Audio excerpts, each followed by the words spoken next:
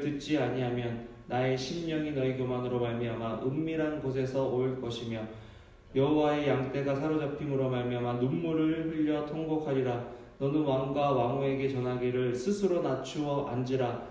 관 곧 영광의 면류관이 내려졌다 하라. 아멘. 한 번 더 기도할게요. 하나님, 오늘 말씀이 우리들의 삶에 변화를 일으키고 힘이 되고 소망이 되는 말씀 되도록 주여 도와주시옵소서. 예수님 이름으로 기도합니다. 아멘. 잘 지내셨죠? 네, 우리 전도사님도 잘 다녀오시고. 네. 하나님의 사랑은 언제 끝이 날까? 이런 질문 해보신 적 있으세요? 하나님이 언제까지 나를 사랑해 주실까? 하나님이 언제까지 저 사람들을 사랑할까? 하나님의 심판은 언제 올까라는 질문하고도 같은 것 같아요. 마치 심판이 오면 하나님의 사랑이 끝난 것처럼 느껴질 수가 있는데, 믿는 자와 믿지 않는 자에게는 심판의 그 내용이 다르다라고 말씀드렸죠. 믿는 자에게 심판은 징계요, 또 회복의 시작이다. 하나님을 만나게 되는 기간이 되는 거고, 믿지 않는 자에게 있어서 심판은 멸망이요, 끝이죠. 우리는 어떤 심판을 기대하고 있고 또 맞이할 것인가. 제가 이제 대열이랑 큐티를 잘 나눠요. 그래서 대열이에게 학교 데려다주고 라이드를 주면서, 대열아 요즘 큐티 어때서? 오늘 큐티 좋았어? 라고 물어봤습니다. 그랬더니 대열이가 그러는 거예요. 언제까지 예레미야야? 물어보는 거예요. 예레미야서가 52장으로 되어 있습니다.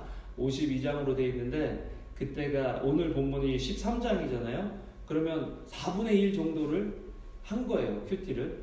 근데 얘가 생각할 때 이 큐티는 내용이 거의 똑같거든요. 잘못한 걸 딱 얘기해주고, 너 심판받을 거야. 너 교만해? 니네 나라 망해. 계속 그런 얘기인 거예요. 그러니까 아이가 보기에는 지루한 거죠. 뭐가 소망이 있고, 뭐가 좋은 말씀들이 있고, 긍정적인 말씀들이 있어야 큐티 할 때 이렇게 해야 되겠다 하는데, 이거는 뭐 맨날 죄를 지었습니다. 큐티를 하시는 김수희 권사님, 저랑 지금 큐티 방송을 하시는데, 제가 이제 게스트로 불려가서 이렇게 일주일에 2번 큐티를 같이 하는데요. 권사님도 그러시는 거예요. 목사님, 이게 내용이 좀 이렇게 올라갔다 내려갔다 하는 내용이면 그래도 큐티하기가 좋겠는데, 이거 맨날 저주, 심판, 또 우리의 잘못한 것들을 지적해 주시고 드러내 주시는 하나님의 말씀이니까 매일 큐티한다는 게 쉽지 않다는 거예요. 또 이 말씀을 저희는 지금 뭐 한 2달째 하고 있는데, 다음 달도 예레미야 하면 어떻게 하지? 살짝 걱정이 되고 있습니다. 그런데 이 말씀을 40년 동안 들었던 이스라엘 백성들은 어땠을까요? 한번 상상을 해봤습니다. 이스라엘 민족들은 이 메시지를 들었을 때 여러 가지 반응이 있었겠죠. 우리랑은 상관이 없다. 우리는 그래도 다른 이민족보다, 하나님을 모르는 민족보다 우리는 그래도 하나님을 예배하고 하나님께 예물을 바치고 하나님께서 말씀하신 율법을 그래도 저 사람들보다는 낮게 지키고 있는데, 왜 예레미야는 우리가 망한다고 그러는 거야? 왜 우리가 망하는데 하나님을 믿지도 않는 이방 민족을 통해서 우리를 망하게 한다는 거야? 그런 질문을 하지 않았을까요? 또 이런 생각하지 않았을까요? 도대체 온다는 하나님의 심판은 언제 오는 거야? 저 사람 정말 하나님한테 말씀 받아서 우리한테 설교하는 사람 맞아? 그렇게 생각할 수도 있을 거고요. 또 다른 하나는 진짜 심판이 있기는 해? 이사야나 예레미야에서 선지자들이 한탄하고 하나님께서 선지자들을 통해서 답답해 하시는 부분 중에 하나는 뭐냐면, 심판이 미뤄지고 연기된다고 해서 이스라엘 백성들의 마음에 심판은 없어. 하나님은 이런 것까지 관심 안 가지셔. 냉담하고 심판의 메시지를 들어도 별로 가슴이 덜컹거리지 않는 사람들의 그 영혼의 상태를 안타까워 하시는 그런 장면들이 많이 나오거든요. 그런데 정말 어떻게 됐느냐? 역사적으로 보면요, 이스라엘이 망하고 그 다음에 유다가 잘 버티고 있다가 바벨론이라는 나라가 올라오면서 침공을 당해서 야금야금 그 나라가 없어지기 시작해서 마지막에는 마지막 1년은요, 바벨론이 예루살렘을 에워싸요.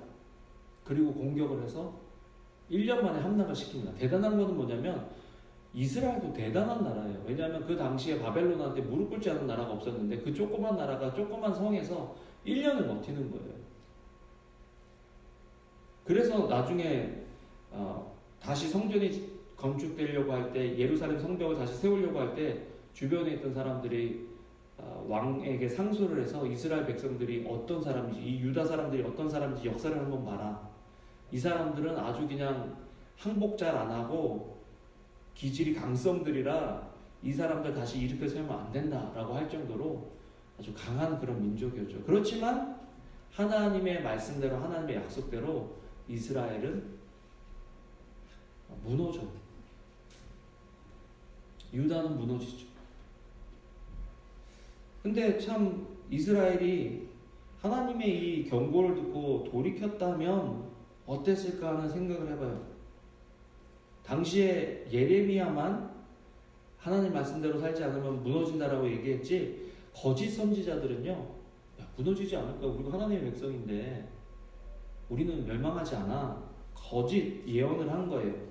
예레미야 14장 13, 16절을 보면요, 제가 읽어드릴게요. 이에 내가 말하되 슬프도소이다. 주 여호와여 보시옵소서. 선지자들이 그들에게 이르기를, 거짓 선지자들이에요, 너희가 칼을 보지 아니하겠고 기근은 너희에게 이르지 아니할 것이라. 이 내용이 지금 예레미야가 계속해서 칼이 너희에게 임할 거야, 너희가 불순종하면 기근이 너희에게 임할 거야 라고 계속 경고하는 내용이거든요. 그런데 거짓 선지자들은 그렇지 않을 거라는 거예요. 내가 이곳에서 너희에게 확실한 평강을 주리라. 평강하지 않을 거라고 얘기했는데 평강을 준다고 얘기를 하는 거예요. 하나이다. 여호와께서 내게 이르시되 선지자들이 내 이름으로 거짓 예언을 하도다. 나는 그들을 보내지 아니하였고 그들에게 명령하거나 이르지 아니하였거늘 그들이 거짓 계시와 점술과 헛된 것과 자기 마음의 거짓으로 너희에게 예언하는도다.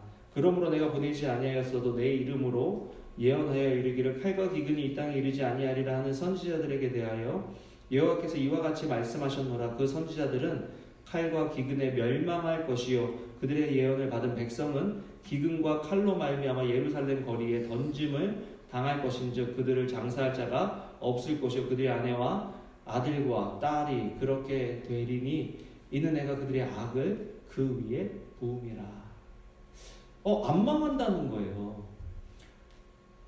지금도 하나님께서는 말세가 다가오고 있다, 하나님의 때가 가깝다라는 말씀을 통해서 우리에게 경고해 주시는 부분들이 참 많은데요. 저는 예레미야를 읽으면서 이 경고는 2000년, 3000년 정도에 살아갔던 이스라엘 백성에게 임한 말씀이지만 오늘을 살아가는 우리에게도 해당하는 말이다라는 거예요. 그런데 오늘도 여전히 우리가 이 말씀은 우리랑은 상관이 없지, 세상이 끝나기는 할까? 뭐 그런 말은 30년 전에도 있었고 50년 전에도 있었고 100년 전에도 있었는데 에이, 그럴 리 없어. 내 때는 괜찮을 거야. 그렇게 하고 이 말씀을 등한히 여기는 사람이 있다면 그 사람이 바로 하나님께서 지금 경고하시는 그 그룹의 사람들이다. 우리는 오늘을 살아가면서 어떻게 살아가고 있느냐. 자, 그럼 다시 대열이의 질문으로 돌아가겠습니다. 언제 예레미야서가 끝날까요? 선지자의 사명은 하나님께서 주신 말씀을 그대로 선포하는 거잖아요. 세상의 분위기와 기대와 달라도, 고난과 핍박이 와도, 사람들이 싫어하고 미워해도 하나님께서 해야 되는 메시지면 해야 되는 거예요. 여러분 생각해보세요. 너 망할 거야 라고 말하는 게 쉽겠어요? 어렵겠어요? 당신 이렇게 하면 망해요 라고 이야기하는 게 쉽겠어요? 안 쉽겠어요? 어려워요. 더 어려운 게 뭔지 아세요? 너 이렇게 하면 망한다고 얘기했는데 5년 전에 그렇게 얘기했는데 아직도 안 망하고 잘 살고 있어요. 그러면 계속해서 그 사람 찾아가서 너 이렇게 하면 망할 거야 라고 얘기하는 게 쉬울까요? 어려울까요? 어려워요. 예레미야는 40년 동안 그렇게 했다니까요. 그러니까 저는 참 예레미야가 대단한 것 같아요. 야, 너 맨날 말만 그러지 마. 너 뭐 당장 망할 것 같았는데 야, 우리 지금 30년째 잘 살고 있어. 그렇게 얘기하면 힘이 쫙 빠질 것 같아요, 예레미야는. 그런데도 하나님께서 하라고 하는 거를 그 사역을 감당하고 있는 그 예레미야가 저는 참 대단한 것 같아요. 나라면 그렇게 할 수 있을까?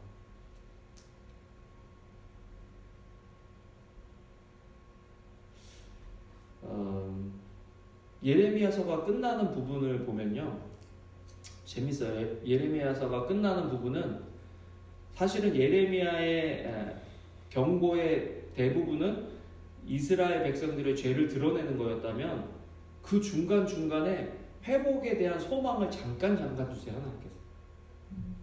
그런데 재밌는 것은 예레미야가 끝나는 장면을 보면요, 포로되어서 잡혀가서 포로가 되어서 그곳에서 살았다라고 끝나는 게 아니라, 거기서 끝나는 게 아니라, 그 이스라엘의 왕 중에 시드기야라는 왕이 있었는데 그 왕이 마지막 왕이거든요. 포로로 잡혀가서 눈 뽑히기 전에 그 눈 보는 앞에서 자식들 다 죽였어요.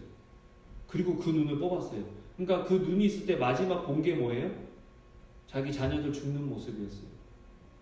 삶이 얼마나 비참해요. 이렇게 황폐하고 비참한 삶이 없는데 거기서 끝나는 것이 아니라 하나님께서 그 느부갓네살이라는 왕의 마음을 움직여 주셔서 시드기야의 머리를 들어줘요.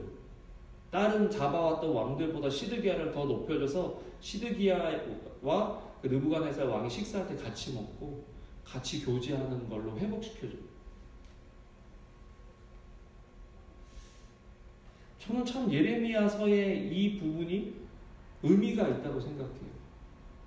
믿는 자에게 있어서 하나님의 경고를 받지 않는 사람들은요, 비참해져요. 그거는 하나님의 말씀이에요. 여러분, 내가 하나님을 믿는다고 어려운 일이 우리를 비껴갈 거라고 생각하지 마세요. 우리가 죄를 지면 반드시 죄에 대한 결과를 물으실 거예요. 그런데 하나님은 은혜와 사랑이 있으셔서 죄의 양이 찰 때까지는 기다려주시는 거예요. 그리고 그 죄의 양이 찰 때까지 기다려주시다기보다는 그 죄의 양이 한도를 넘어가기 전에 계속해서 경고해 주심으로써 그 죄가 멈춰지도록, 그러면 하나님이 심판하지 않으셔도 될.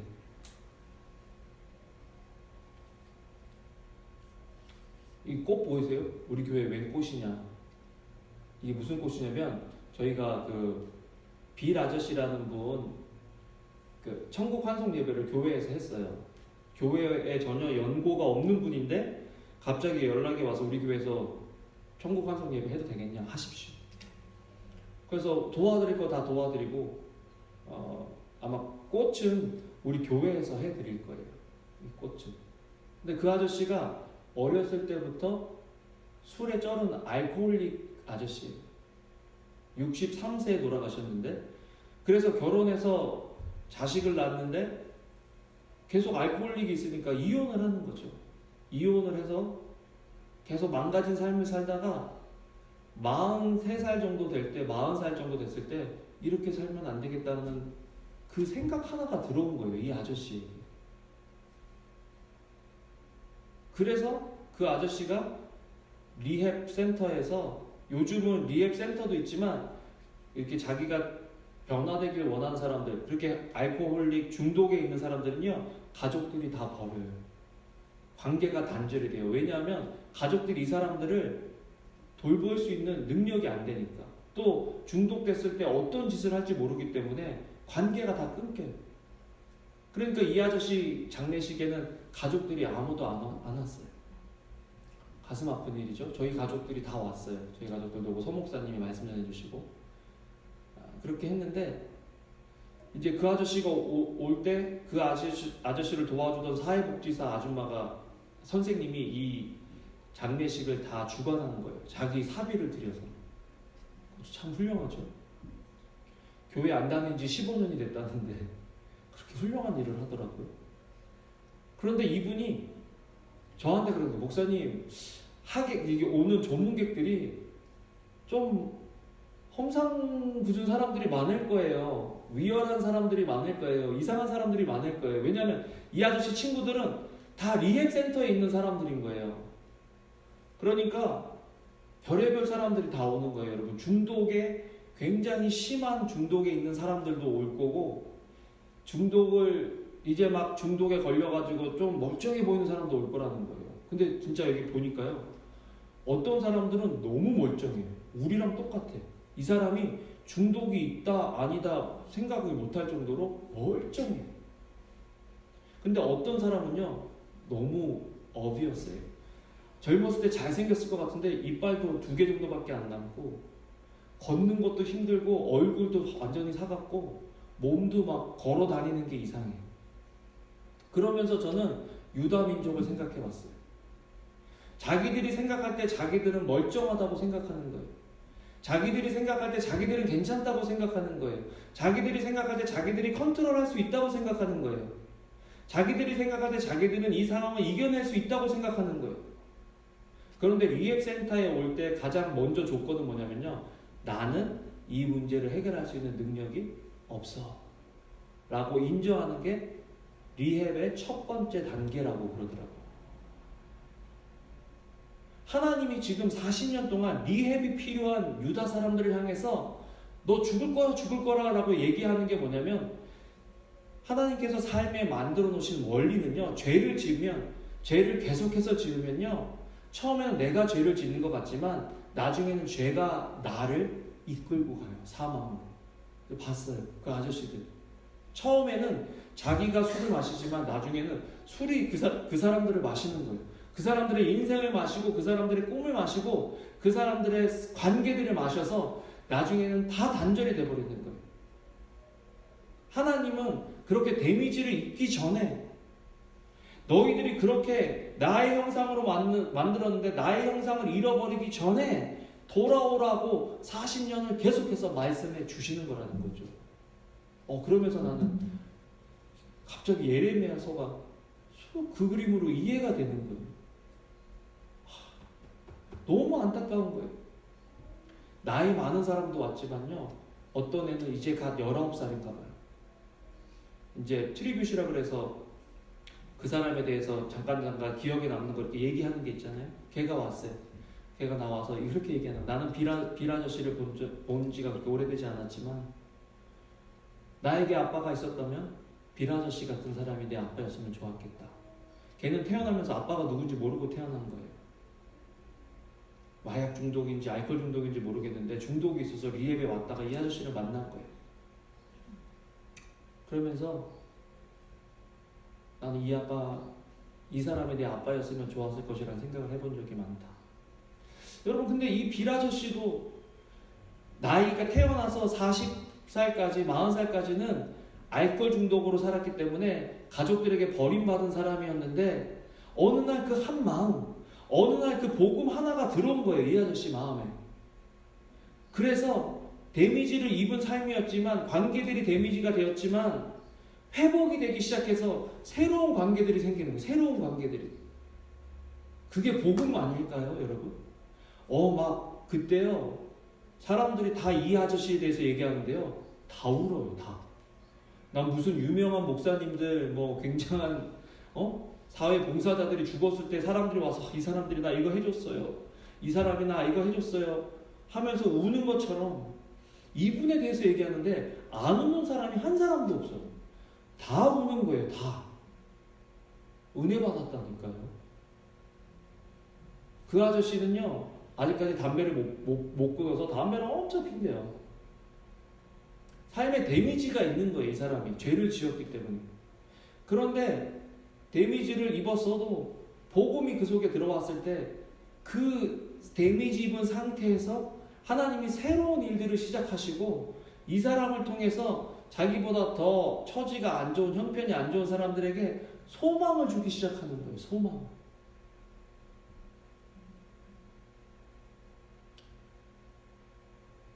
유다 민족에게 하나님이 원하시던 모습도 그런 모습이 아니었을까? 여러분 이 말씀을 들으면서 우리에게 필요한 마음은 내가 유다입니다. 여러분 우리 마음속에 내가 저 사람보다는 좀 낫잖아 그래도. 내가 그래도 저 사람보다는 그래도 교회도 열심히 다니고 헌금도 좀 잘하고 교회 봉사도 좀 하잖아. 그런 마음이 우리 속에 혹시나 있다면 우리도 지금 이 경고를 받아야 되는 그 대상에 포함된다는 것을 우리가 깨달아야 돼요. 내 힘으로는 하나님 할 수가 없습니다. 언제 예레미야서가 끝이 났느냐? 회개하고 돌이킬 때 끝나는 거예요. 하나님이 심판까지 가지 않으시길 위해서 예레미야를 47년 동안 사용하신 거예요. 근데 재밌는 건 뭔지 아세요? 심판이 왔잖아요. 심판이 왔는데 2년 정도 더 활동을 해요. 예레미야. 그 2년은 뭐냐? 심판받아서 절망하고 있는 사람들에게 소망이 있다는 것을, 회복의 소망이 있다는 것을 알려주시기 위해서. 여러분, 부모님이 자녀들을 훈계할 때요, 무섭게 훈계하지만 훈계가 끝난 다음에는 꼭 그 자녀들하고 풀어주라는 말이 꼭 있습니다. 내가 너를 이렇게 혼낸 것은 내가 너를 사랑하기 때문이야. 그래서 안아주고 그 감정이 해결되고, 혼만 내고 그 감정을 해결해 주지 않으면요, 나중에 악이 받쳐가지고 사춘기 때나 엄마 아빠보다 힘이 더 세질 때 튀어나오는 거예요. 지금 하나님께서 이스라엘을 치시고 포로로 잡혀간 이스라엘 유대에게는 에스겔이라는 선지자를 해서 회복에 대해서 말씀하시고, 남아있는 유다에 남아있는, 예루살렘에 남아있는 유대 민족에게는 예레미야를 통해서 회복에 대한 것들을 말씀해 주시는 거예요. 이게 하나님 놀랍지 않아요? 치시고 싸매신다. 병 주고 약 주시나? 병이 왜 병을 주세요? 돌아오게 하려고, 회복되게 하려고 병을 주시는 거예요. 고난을 주시는 거죠. 지혜로운 사람은 어려운 일이 있기 전에, 혼나기 전에 바짝 엎드리는 사람이 지혜로운 사람이에요.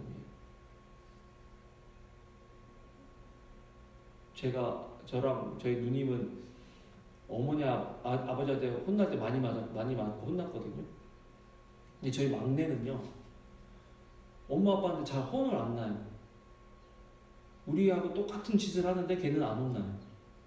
안 맞아요. 뭐 혼은 나긴 하는데 안 맞아요. 그래서 보면 왜 우리가 10대 맞을 거 걔는 한 대만 맞거나 한 대도 안 맞아요. 왜? 엄마가 딱 맴매를 드는 순간 걔는 막 울고 불고 막 손이 발이 돼도 빌면서 한 번만 봐주세요, 용서해주세요, 막 그러잖아요. 그러면 엄마가 웃어요. 그 모습 보면서. 그러니까 혼내다가 웃으면 끝나는 거예요. 걔는 그걸 알아요. 엄마가 딱 하면 딱 없고 막 울고 펑펑 울고 막 죄송해요. 근데 뭘 잘못했냐는 듯이로 눈 똑바로 뜨고 쳐다보면요, 5대 맞았고도 10대 맞고 그런 것 같아요. 하나님도 지금 원하시는 거는, 야, 네가 좀 잘못한 거를 인정하고 그만 좀 스탑하라고. 근데 교만해서 안 듣는 거예요. 회개하면 끝날 것을 회개하지 않으니까 더 끝나는 거죠. 예레미야 15장 6절은요 이렇게 얘기해요. 여호와께서 이르시되 내가 나를 버렸고 내게서 물러갔으므로 내게로 내 손을 펴서 너를 멸하노니 이는 내가 뜻을 돌이키기에 지쳤다. 예레미야 13장 16절은요 그가 어둠을 일으키시기 전, 오늘 본문이잖아요. 너희 발이 어두운 산에 거치기 전, 너희 바라는 빛이 사망의 그늘로 변하여 침침한 어둠이 되게 하시기 전에, 심판하시기 전에 돌아오라는 거예요. 하나님께 영광을 돌리라는 거예요. 하나님 아버지의 마음이 여기 있잖아요. 어느 부모가 자식 혼내는 거 좋아하는 부모가 어디 있습니까? 싫죠. 그렇지만 자식이 잘 되도록 혼을 내는 징계를 하는 거잖아요. 예레미야 4장 1, 2절은요 처음부터 하나님께서 이렇게 말씀하신다니까요. 여호와께서 이르시되 이스라엘아 내가 돌아오려거든 내게로 돌아오라. 내가 만일 나의 목전에서 가증한 것을 버리고 내가 흔들리지 아니하며 진실과 정의와 공의로 여호와의 삶을 두고 맹세하면 나라들이 나로 말미암아 스스로 복을 빌며 나로 말미암아 자랑하리라. 돌아오라는 거예요. 그러니까 다한테 돌아오라는 거예요. 회개하라는 거예요. 하나님은 심판하길 원하시는 하나님이 아니시고요. 디모데전서 2장 4절에 보면 같이 한번 읽어볼까요? 나와 있습니다. 시작.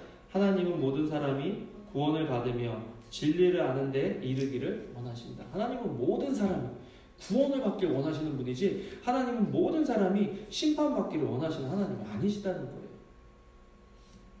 자, 그렇다면 언제 심판을 오느냐? 버티다가 심판받는다.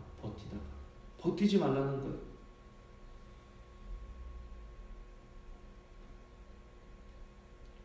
오늘 본문에 보면 너희들이 버티고 말 듣지 않으면, 순종하지 않으면 결국 칼과 기근에 망할 거다라고 얘기하는 거거든요.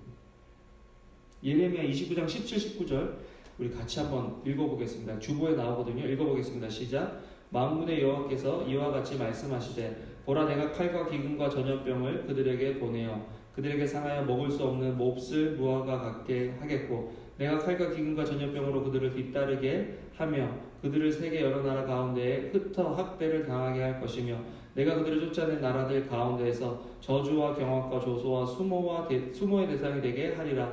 여호와의 말씀이니라. 너희들이 내 말을 듣지 않았기 때문이니라. 내가 내 종 선지자들을 너희에게 꾸준히 보냈으나 너희는 그들의 말을 듣지 않았다. 여러분, 지금 이 말씀 읽으면서 유대인들이 당한 그 나치 학대나 그런 거 혹시 떠오르셨어요? 이 말씀대로 유대인들이요, 세계 곳곳에 흩어졌고, 이 말씀대로요, 유대인들이 고난을 아주 많이 당했어요. 왜? 하나님의 말씀을 듣지 않았기 때문에. 여러분, 오늘을 살아가면서 우리가 하나님의 은혜로 살지만 하나님의 말씀대로 우리가 살아가고 있는지 있지 않은지를 점검해 볼 필요가 있어요. 하나님 말씀대로 살지 않으면서도 내 삶은 형통할 거야, 하나님은 나에게 복을 주실 거야, 하나님은 그런 약속을 하신 적이 없어요. 그거는 거짓 선지자들이 하는 말이에요. 기회는 주시죠. 그렇지만 결국 심판의 날에 그 마지막 기회가 없어진다는 거예요. 자, 두 번째로 회복은 반드시 있다. 믿는 자에게 하나님의 심판은 회복의 시작이다. 믿는 자에게요, 심판은 회복의 시작인 거예요. 회복은 반드시 있어요. 예레미야 31장 23절에 보면 만군의 여호와 이스라엘의 하나님께서 이와 같이 말씀하시느니라. 내가 그 사로잡힌 자를 돌아오게 할 때에 그들이 유다 땅과 그 성읍들에서 다시 이 말을 쓰리니 곧 의로운 초소여 거룩한 산이여 여호와 그들에게 복을 주시기를 원하노라 할 것이며 돌아오게 하시겠다. 여러분, 어떤 나라가 멸망했다가 그 나라에 사는 사람들이 다 포로로 잡혀갔는데 70년 만에 돌아왔다는 민족 이야기를 들어본 적이 있으신가요? 어떤 나라가 거의 1800년, 1900년, 1400년 이렇게 1900년 정도가 지났는데 뿔뿔이 흩어졌다가 다시 나라를 회복해서 세웠다는 얘기를 들어본 적이 있으신가요? 없어요. 심판도 하나님의 말씀대로 심판이 이루어지지만, 저주도 이루어지지만 회복에 대한 약속도 하나님의 약속대로 이루어진다는 거예요. 이스라엘이 지금 말도 안 되게 다시 모여서 국가를 이루고 살아가고 있잖아요. 하나님의 약속이라는 거예요. 그런데 하나님께서 어떤 약속을 하셨냐면, 무화과 나무에 새순이 돋고 나서 한 세대가 가기 전에 하나님이 다시 오신다 그랬거든요. 1940년 말에 이스라엘이 다시 회복이 되었기 때문에 어떤 사람은 한 세대를 30년, 60년, 어떤 사람은 100년으로 잡는 사람도 있고, 그 세대가 지나기 전에 하나님이 오신다고 말씀하셨기 때문에 그 약속도 반드시 이루어지는 거예요. 그렇다면 우리는 마지막 세대를 살아가고 있는 사람들이라는 거죠. 그러면 이 마지막 세대를 살아갈 때 우리는 어떻게 살아가야 되느냐? 두 가지의 모습이 있는데, 하나는 심판을 막아서는 예레미야의 기도가 있었던 것처럼 우리도 심판을 막는 중보기도자가 되어야 한다는 거죠. 여러분, 우리 주변에 예수님 모르고 죽어가는 사람들이 참 많아요.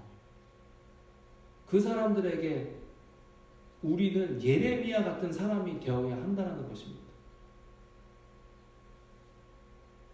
예레미야는요, 예레미야 14장 8절에 보면 이스라엘 소망이시요 고난당한 때의 구원자시여 어찌하여 이 땅에서 거류하는 자같이 하룻밤을 유숙하는 나그네같이 하시나이까. 빨리 이스라엘 구원해 주세요. 이스라엘 용서해 주세요. 왜 당장 망해도 이상할 것이 없는 예루살렘이, 유다가 그렇게 길게 버틸 수 있었느냐? 국력이 강해서요? 백성들이 똘똘 뭉쳐서요? 아니에요. 예레미야가 기도했기 때문이에요. 하나님은 기도하는 한 사람 때문에 한 성을, 한 국가를 보존해 하실 수 있는 분이시라니까요. 예레미야가 심판을 막아 선 거예요. 예레미야가 하나님의 심판을 연기시킨 거예요. 우리도 우리 주변에 주님 모르고 죽어가는 사람들을 위해서 기도해 주어야 할 필요가 있다라는 거죠. 두 번째로 회복은 반드시 있습니다. 회복은 하나님의 약속이죠. 이사야 30장 36절을 보면요, 여호와께서 자기 백성의 상처를 싸매시며 그들의 맞은 자리를 고치시는 날에는 달빛은 햇빛 같겠고 햇빛은 7배가 되어 7날의 빛과 같다. 예레미야 16장 15절은요, 이스라엘 자손을 북방 땅과 그 쫓겨났던 모든 나라에서 인도하여 내신 여호와께서 살아계심을 두고 맹세하리라. 내가 그들의 조상들에게 준 그들의 땅으로 인도하여 드린다. 여러분, 누군가를 돕다가 저 인간은 저거 소망이 없어, 그거는 우리가 내려야 될 판단이 아니라 하나님이 내리시는 판단이고, 우리는 그 사람을 위해서 계속해서 기도해 줄 필요가 있어요. 그러면 하나님의 때에 이 빌 아저씨처럼 변할 수 있다는 거예요. 이 빌 아저씨 보세요. 인생을 막 살았기 때문에 장례식에 가족은 아무도 안 왔어요. 근데 그 복음이 들어오고 그 마음이 변하는 순간 새로운 관계가 생기면서, 누구 돌아가셨다 그래도요, 가족들이 울지 않는 가족들도 많아요. 근데 이 사람은 가족도 아닌 사람들이 나와갖고 이 사람에 대해서 얘기하면서 우는 모습을 보면서, 야, 삶이라는 뭔가를 생각해 본 거예요. 정말 알코올릭이 돼서 가족들로부터 다 버림을 받는 그런 삶으로 살았지만, 그가 변화되고 회복되어졌을 때 새로운 삶이 그에게 주어졌다. 우리에게 회복은 있다라는 거죠. 말씀을 맺겠습니다. 우리 영혼을 위해서 투자하고 중보하는 교회가 됩시다. 빌 아저씨 장례식 보면서 정말 많은 걸 느꼈어요. 소망이 없던 사람에게도 복음이 들어가면, 이 메시지를 받으면 변화될 수 있다라는 소망이 생기는 거예요. 나를 통해서, 우리 교회를 통해서, 여러분들을 통해서, 여러분들의 가정이, 또 여러분 주변에 있는 사람들이 이런 회복을 경험하게 되길 주님의 이름으로 축원합니다. 아멘. 기도하겠습니다. 하나님, 감사합니다. 오늘 이렇게 함께 나와 예배할 수 있도록 도와주신 것 감사합니다. 정말 예레미야서를 통해서 하나님 심판에 대한 경고를 듣고 주님께로 돌아오는 저희들 될 수 있도록 주여 도와 주시옵소서. 감사를 드립니다. 예수님 이름으로 기도합니다. 아멘. 아멘.